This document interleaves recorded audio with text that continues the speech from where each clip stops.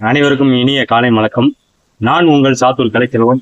இன்னைக்கு என்ன டாபிக்கை பத்தி பேச போறோம்னா, எல்டினோ சூப்பர் எல்டினோ உருவாக போகுதுன்னு சொல்றாங்க. அதாவது இந்த சூப்பர் எல்டினோ வந்து June, July, August, September, October இது தாக்கம் அதிகமா இருக்குன்னு சொல்றாங்க. போக தமிழக சட்டசபையில வந்து சௌமியா அன்புமணி இந்த சூப்பர் எல்டினோ பத்தி எடுத்துரைத்தாங்க. இது தமிழக முதல்வர் சூப்பர் எல்டினோ ஏற்படும் தாக்கத்தையும் அதனால விவசாய மக்களையும் காப்பாற்றணும்ட்டு நடவடிக்கை கூடிய சீக்கிரத்தில் எடுத்து எல்லாத்தையும் காப்பாற்றணும், எல்லாருக்கும் வேண்டிய இழப்பீடுலாம் வழங்கணும்னு சொல்லியிருந்தாங்க. அதனால வரவேற்கத்தக்கது. சௌமியா அன்புமணி ராமதாஸுக்கும் தமிழக முதல்வருக்கும் மிக்க நன்றிகள். அதாவது இந்த சூப்பர் எல்டினோ அப்படின்னா என்ன? பசிபிக் பெருங்கடலில் ஏற்படும் பெரும் மாற்றம், அதிகப்படியான வெப்பநிலை. இதனால பசிபிக் பெருங்கடல்ல அதிகப்படியான நீர் ஆவியாதல். இதனால என்ன மாற்றம் ஏற்படும்? காலநிலை மாறும், பருவநிலை மாறும். அதாவது இயல்பை விட இப்ப இருக்க வெப்பநிலையை நம்மளால தாங்க முடியல. இந்த இயல்பை விட வெப்பநிலை வந்து 1 டிகிரியோ 2 டிகிரியோ கூடும்னு சொல்றாங்க. வெப்பநிலை அதிகரிக்க வாய்ப்பு உண்டு. அதாவது சூப்பர் எல்டினோனால பூமியின் ஒரு பகுதியில கடுமையான வறட்சியும் மற்றொரு பகுதியில கடுமையான மழைப்பொழிவும் ஏற்படும்ங்கிறாங்க. இந்த சூப்பர் எல்டினோ இதனால அதிகப்படியான வெப்பநிலை 2 டிகிரி செல்சியஸ் வரைக்கும் வெப்பநிலை உயருங்கிறாங்க. இந்த வெப்பநிலை உயர்வுனால அதாவது குழந்தைகள், முதியவர்கள், பெரியவர்கள் இவங்கன்னா வந்து வெயில் அலையிறத வந்து தவிர்க்கணும். அதாவது காலை 11 மணில இருந்து மாலை 4 மணி வரைக்கும் வெயில் அலைவதை தவிர்க்கணும். போக இந்த குழந்தைகள், முதியவர்கள், பெரியவர்கள் இவர்கள்னா நீர் சத்து உள்ள ஆகாரங்களை தினமும் எடுத்துக்கொள்ள வேண்டும்.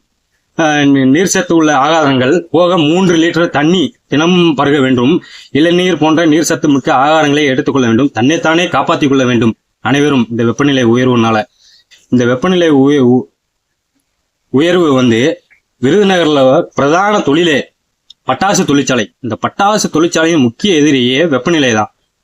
அதனால இந்த விபத்தை தடுக்கிறதுக்கு என்ன செய்யணும்னா, இந்த பட்டாசு தொழிற்சாலையில மிக்சிங், வெய்யிங், எடை ஓடுறது இதெல்லாம் வந்து காலையில 6 மணிக்கு ஆரம்பிச்சு வெயில் அதிகரிக்கிறதுக்குள்ள காலை 10 மணி இல்ல 11 மணிக்குள்ள இந்த கெமிக்கல் ஒர்க் எல்லாத்தையும் முடிச்சாதான் இந்த விபத்துகளை தடுக்கலாம்.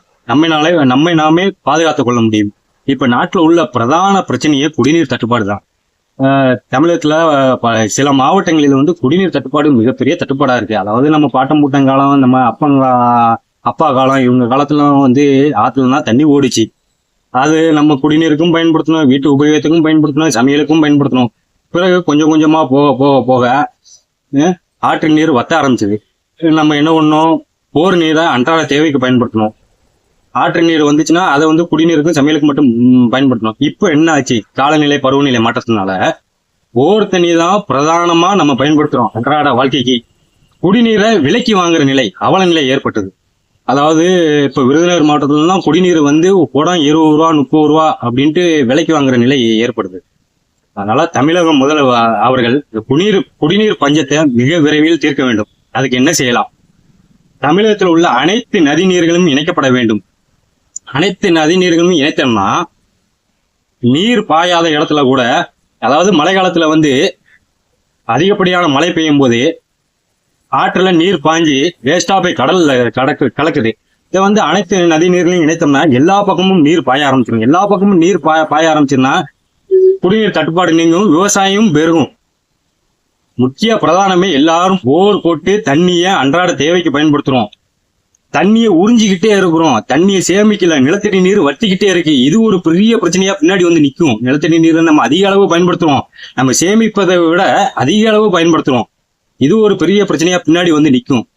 அதனால குடிநீரை வருங்காலத்துல மக்கள் அனைவரும் குடிநீரை சிக்கனமாக பிழங்க வேண்டும்.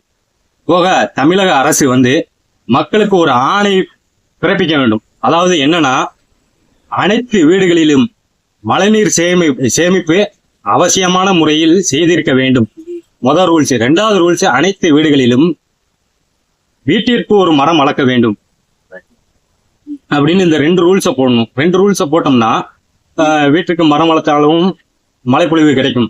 போக வீட்டிற்கு மழைநீர் சேமிப்பு அவசியம் என்ற ரூல்ஸை போட்டோம்னா எல்லா வீட்டுக்கும் மழைநீர் சேமிப்பு போட்டோம்னா நிலத்தடி நீர் ஆட்டோமேட்டிக்கா உயர ஆரம்பிச்சிடும். இந்த 3 கோரிக்கைகளை, அதாவது என்னன்னா, நதிகளை இணைக்க வேண்டும், மழைநீர் சேமிப்பு செய்ய வேண்டும், அனைத்து வீடுகளிலும் வீட்டிற்கு மரம் வளர்க்க வேண்டும். இந்த 3 கோரிக்கைகளும் மாண்புமிகு தமிழக முதல்வர் அவர்கள் இதை செயல்படுத்துமாறு இந்த தருணத்தில் மிகவும் தாழ்மையுடன் கூறுகிறேன். இப்படிக்கு உங்கள் கலைச்செல்வம். நன்றி, வணக்கம்.